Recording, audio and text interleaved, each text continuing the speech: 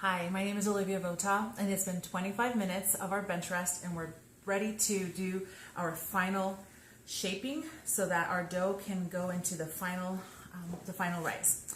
Okay, you can tell from just looking at it that it has spread a little bit out, right? But not very much. It's very much keeping its form and its shape, so that's a really good sign.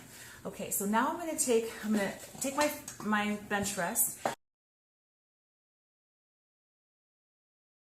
I'm going to flour my hands,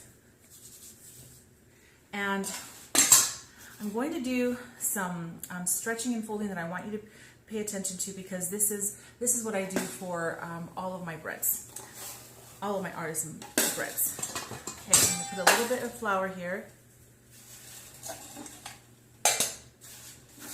and I'm going to let it sit down on its back, or lay down on its back, and then I'm going to gently just let it on its own stretch out.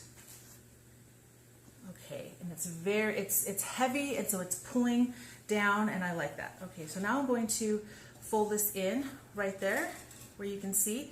This is about 2/3 of the way in, and then I'm going to stretch this on the sides out. I'm going to stretch the sides out, fold them in, and then I'm going to take this back side, and I'm really going to bring it out, and I have now, or forward I should say, and now I have a nice little package, little envelope that I'm going to turn and shape, right? So I want you to notice what I'm doing with my hands. With my right hand, I'm turning it, also with my left hand, but I'm tucking my hands underneath to sort of stretch the dough a little bit, because I want a taut exterior. I want this outer part to be really taut. I want my dough ball to be nice and tight. So I'm working it. My left hand, I'm tucking it in and moving it I'm doing the same thing with my right hand, and I love what I'm getting here. This is looking great. Okay, I'm gonna do just a little bit of flour, and I think we're good. All right, now I have my proofing basket that I have floured already with some rice flour, just white rice flour. You can see it here so that it doesn't stick. If you don't have a proofing basket, that's okay. You can use a mixing bowl.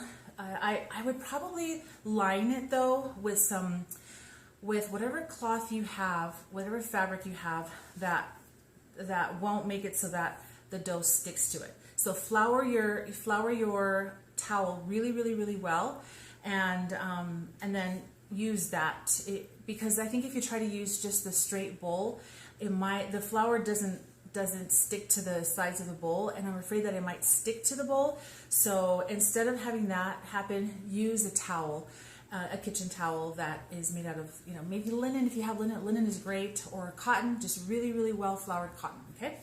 All right, so now I'm going to scrape this off, and I'm going to lay it on its back again, and you can see that it's upside down. So I'm going to cover it, and we're going to let it sit here, just room temperature, for 1 to 2 hours. Again, temperature really matters here, depending on where you live. You just have to decide. You don't want it to overproof, because then you'll have a flat cake probably.